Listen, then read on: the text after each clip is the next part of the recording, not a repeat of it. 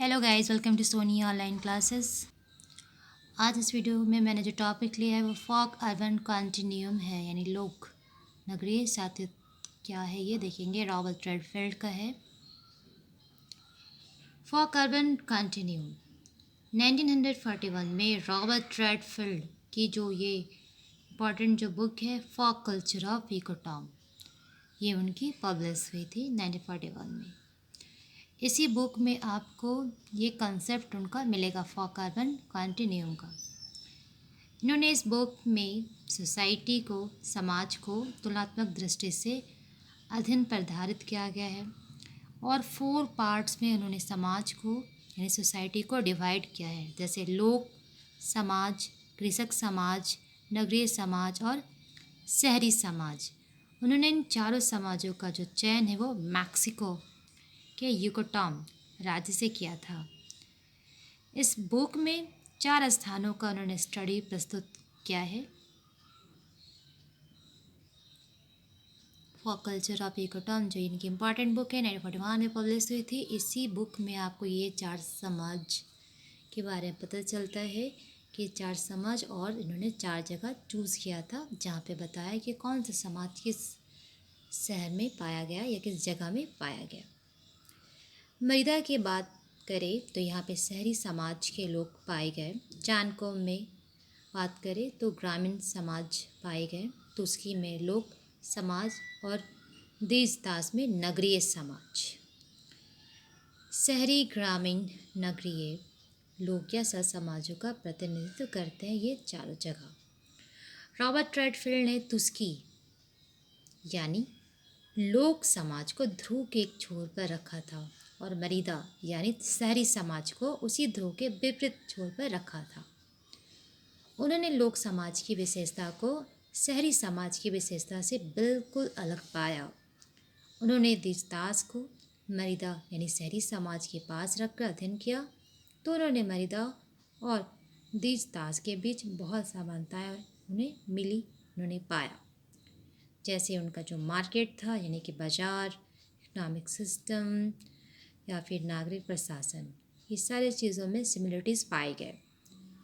कृषक समाज यानी कि पीजेंट सोसाइटीज़ के लोग नगरीय समाज के बीच देखे गए एंड नगरीय समाज के लोग कृषक समाज के बीच देखे गए। इस प्रकार उन्होंने लोक नगरीय सातत्य की अवधारणा का विकास किया, यानी फॉक अर्बन कॉन्टिन्यूम। ये कंसेप्ट उन्होंने इस बुक के थ्रू, फॉक कल्चर ऑफ युकाटान नामक बुक के थ्रू उन्हें दिया। रॉबर्ट रेडफील्ड के अकॉर्डिंग लोक नगरीय सातत्य एक आदर्श प्रकार का निर्माण है जिसके द्वारा यह दर्शाने का प्रयास किया जाता है कि कोई भी ज्ञात समाज बिल्कुल आदर्श लोक समाज, नगरीय समाज के समान नहीं हो सकता है, बल्कि वे लोक समाज या नगरीय समाज के समीप या उनके बीच हो सकते हैं। लोक नगरीय सातत्य की अवधारणा विकसित करने के पश्चात रॉबर्ट रेडफील्ड ने लोक समाज तथा नगरीय समाज की विशिष्ट विशेषताओं का उन्होंने उल्लेख किया है, एक्सप्लेन किया है। रॉबर्ट रेडफील्ड के अकॉर्डिंग नैतिक व्यवस्था लोक समाज की विशिष्टता है। नगरीय समाज के सदस्य अच्छे जीवन के आदर्श से नहीं बंधे रहते हैं। नगरीय समाज के सदस्य एक दूसरे के हित के लिए उस प्रकार नहीं सोचते जिस प्रकार से लोक समाज के सदस्य सोचते हैं।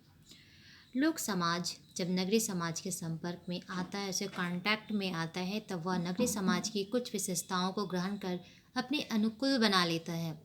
इस प्रकार लोक समाज में भी कुछ नगरीय समाज की जो फीचर्स है, जो कैरेक्टरिस्टिक्स है, देखने को मिलता है। लोक समाज नगरीय समाज के कांटेक्ट में आने से अपनी जितनी भी विशेषताएं हैं दिनों दिन खोता जा रहा है। उनमें अब पृथकता, नातेदारों का प्रभाव, सामूहिक भावना, समानता धीरे धीरे समाप्त होते जा रही है, जो कभी उस समाज की एक इम्पॉर्टेंट कैरेक्टरिस्टिक्स थी, एक मेन फीचर्स था। अब लोग समाज में भी व्यक्तिकरण, बाजार, अर्थव्यवस्था और सामाजिक विखंडन देखने को मिलता है। यह बात केवल लोक या नगरीय समाज के लिए ही सत्य नहीं है, वरन जब भी दो विपरीत समाज एक दूसरे के संपर्क में आते हैं तो ऐसा होता है। रॉबर्ट रेडफील्ड का लोक नगरीय सातत्य दृष्टिकोण यह प्रस्तुत करता है कि जब भी एक समाज की दूसरे समाज के साथ तुलना करने का प्रयास किया जाएगा, तब वे लोक समाज या नगरीय समाज के समीप या दोनों के बीच में दिखाई पड़ेंगे। इस प्रकार लोक नगरीय सातत्य की अवधारणा सत्य प्रतीत होती है।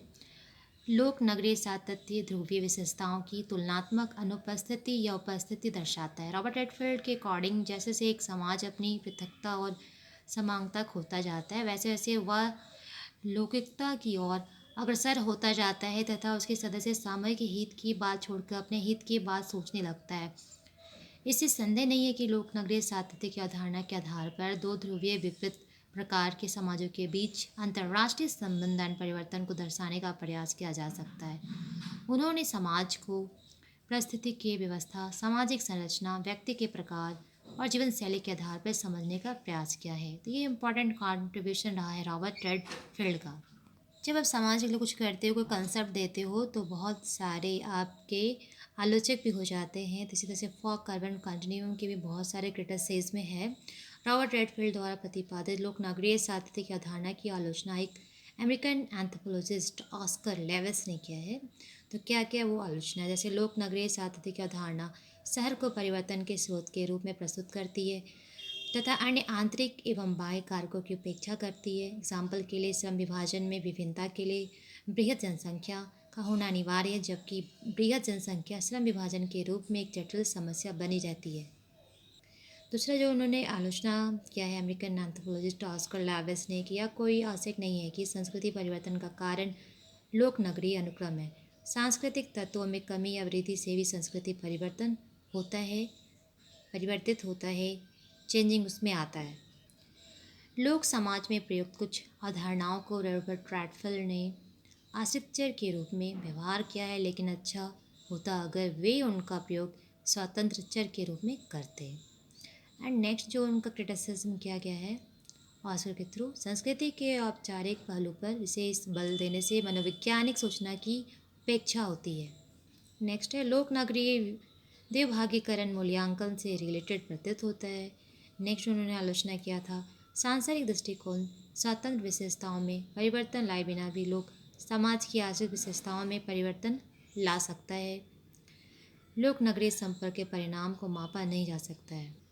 तो गाइस इस वीडियो में देखें folk urban continuum, Robert Redfield का ये इंपॉर्टेंट कंसेप्ट और धारणा है। फॉक कल्चर ऑफ यूकाटॉम आप जब बुक ये पढ़ेंगे जो कि 1941 में पब्लिश हुई थी, तब देखेंगे कि मैक्सिको के यूकाटॉम जो राज्य है उसकी ये 4 समाज 4 जगहों में उन्होंने स्टडी किया है, रिसर्च किया है, तब अपना कॉन्ट्रीब्यूशन दिया, अपना कंसेप्ट दिया। फिर मिलते हैं नई वीडियो में टॉपिक के साथ।